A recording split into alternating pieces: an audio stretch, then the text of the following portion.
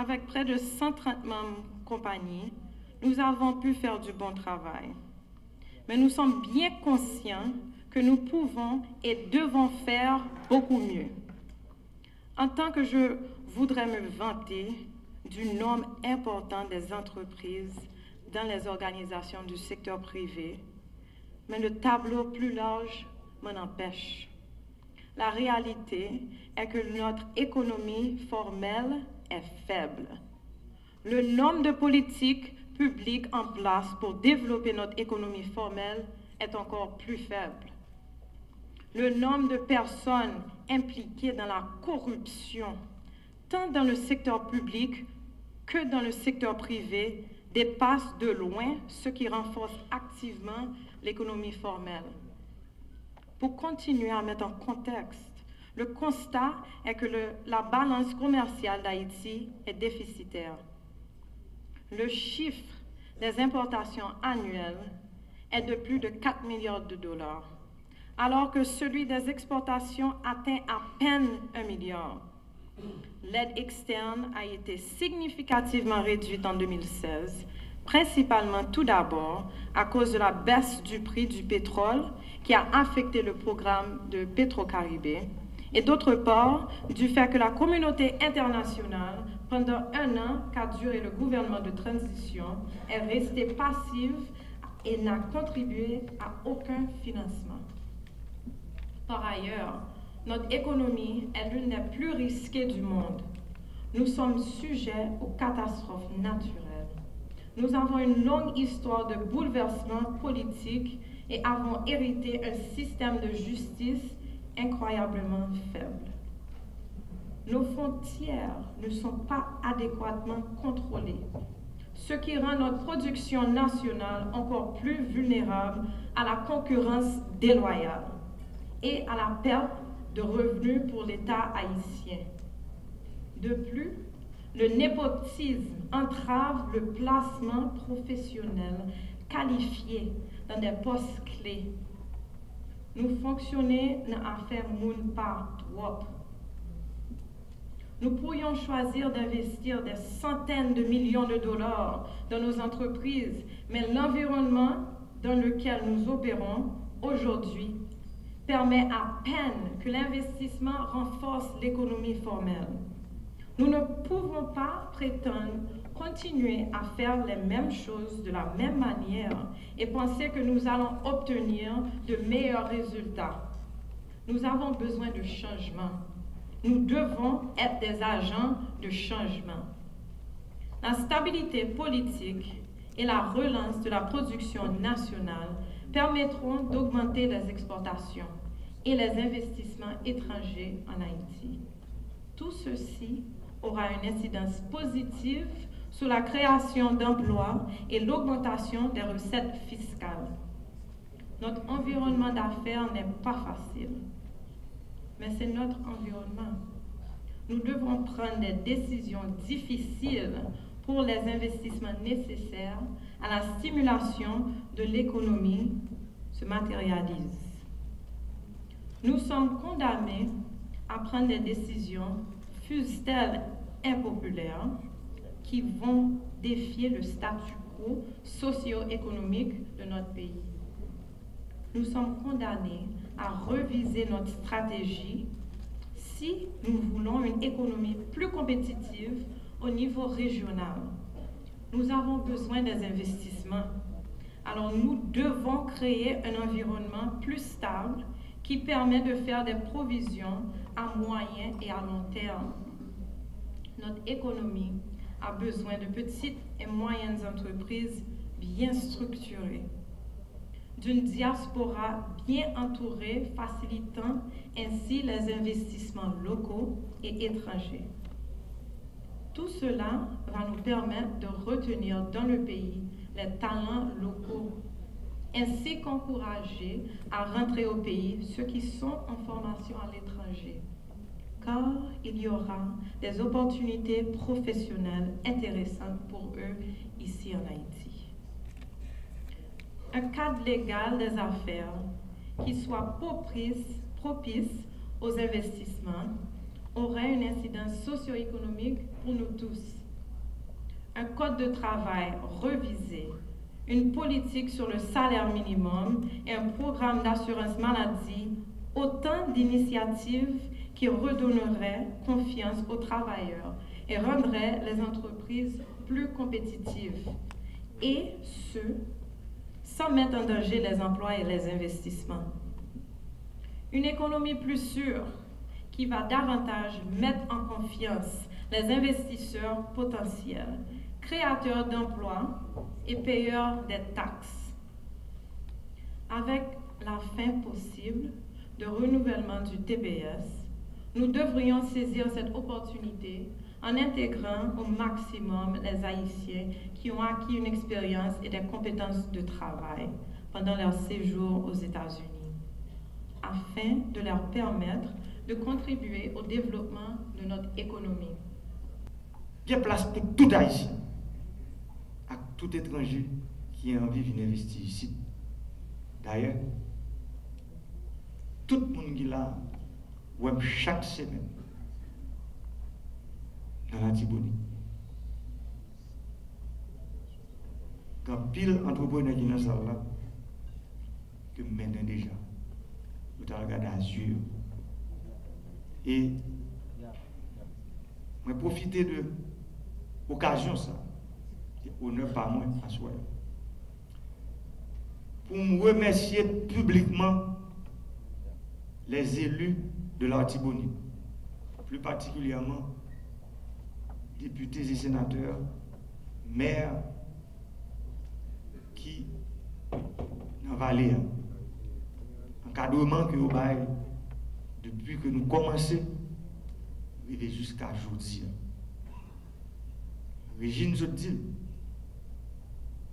président Amcham, il dit nous que le plus gros problème nous c'est division. Et je pense que à soi, secteur privé a parlé à pays. Régine, mais combien?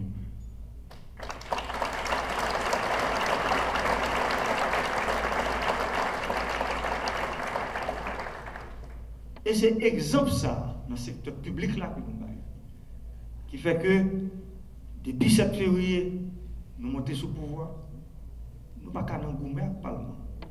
Le Parlement là pour contrôler l'exécutif. Je pense que pendant 2 mois,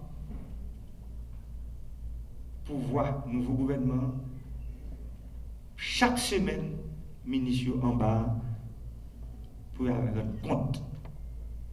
Mais ça n'a pas empêché que la loi nous besoin pour nous travailler tout. Parlement, voter. C'est ça où l'État qui a marché pour bien-être du pays. Ce n'est pas le nous yon campé à Goumaclotte, mais c'est le nous yon nous goumé pour l'autre. Et c'est ça que, au plus haut niveau de l'État, aujourd'hui, nous décidons de faire. Envers et contre tous, le Parlement, le législatif et l'exécutif, pour voir ça, décider de mettre tête ensemble pour nous mettre Haïti sur route de changement tout le monde. Et présence en pile député, en pile sénateur qui est dans la salle là, c'est réponse à samedi. Et ce n'est pas tout qui est dans la même parti. Ce n'est pas tout qui est dans le même bloc politique. Mais ça va empêcher que là. Parce qu'il y a un travail pour la nation, pour le pays. Son responsabilité que nous gagnons, nous gagnons votre peuple qui nous mène. Nous ne pouvons pas jouer avec ça. Et c'est pour ça que moi-même, je prends une décision. Chaque jour, comptez pour moi. Chaque jour, moi-même, avec le président du Sénat, moi-même, avec le président de la Chambre des députés, nous sommes obligés de parler. Ce n'est pas que nous parlons, nous sommes obligés. C'est une obligation. Parce que chaque temps qu'il y a une grande division au côté, toujours une 5e colonne qui vient profiter de lui. Nous ne pouvons pas chance ça après 102 jours. Et nous comptez sur moi, pendant 5 ans, nous ne pouvons pas chance ça. Pour que l'exécutif et le législatif, nous pouvons marcher ensemble pour Haïti que nous rêvons. Haïti qui doit chiter sur l'état de droit, nous gagnons. Mesdames, Messieurs, chers invités, le dîner de ce soir me donne aussi l'occasion de renouveler mon engagement à améliorer sensiblement le cadre des affaires. C'est ainsi qu'à travers l'agenda législatif adopté conjointement avec les deux chambres du Parlement, mon administration commence à concrétiser le processus de modernisation de l'État afin que notre cher Haïti produise davantage, crée davantage de richesses et permette à chaque citoyen de réaliser son plein potentiel. Le destin de la nation nous commande à prendre des décisions aujourd'hui pour assurer à la génération de demain un avenir meilleur. Mon administration s'engage à prendre des mesures pour doter le pays des infrastructures de soutien à l'activité économique. Dans mon programme, j'ai identifié 4 secteurs porteurs de croissance. Les infrastructures, l'agriculture, la construction et les services, y compris le tourisme. L'État fera son travail. Au cours de ce quinquennat, les secteurs de l'énergie et de la télécommunication seront réformés. Nous allons permettre au pays d'avoir un réseau électrique moderne. Les infrastructures agricoles seront réhabilitées ou construites. Les initiatives entrepreneuriales seront soutenues. Le gouvernement prendra les dispositions pour accompagner les efforts d'industrialisation du pays. À cet égard, le secteur privé des affaires doit prendre toute sa responsabilité dans les efforts de modernisation de l'économie. Le rôle du secteur privé est déterminant pour améliorer l'image d'Haïti sur la scène internationale. C'est à ce prix que l'industrie touristique haïtienne sera florissante pour créer des emplois au bénéfice de la nation.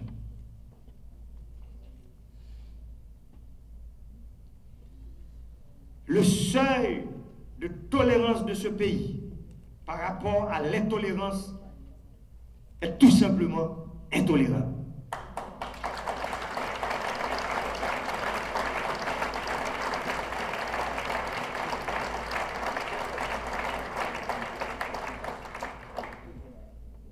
Et l'intolérable ne peut pas être, ne peut en aucune façon être toléré.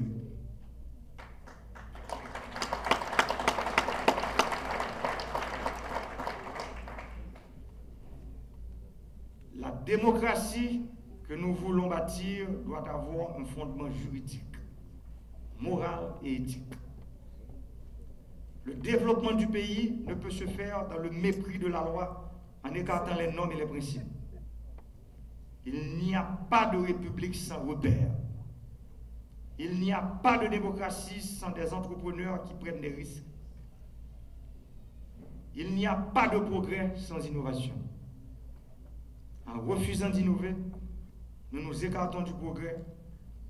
Or, le progrès est l'essence de l'esprit humain. Nous sommes tous humains. Nous sommes donc capables de progrès.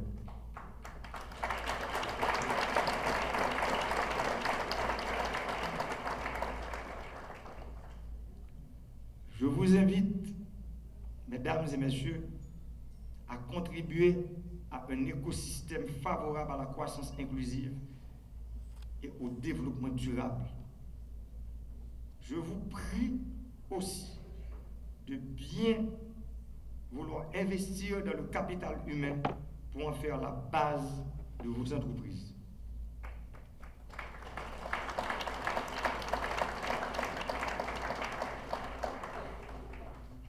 suis là ce soir justement pour vous dire que je suis à la tête de ce pays pour servir la nation, pour servir le secteur privé, pour servir les citoyens et pour mettre de l'ordre.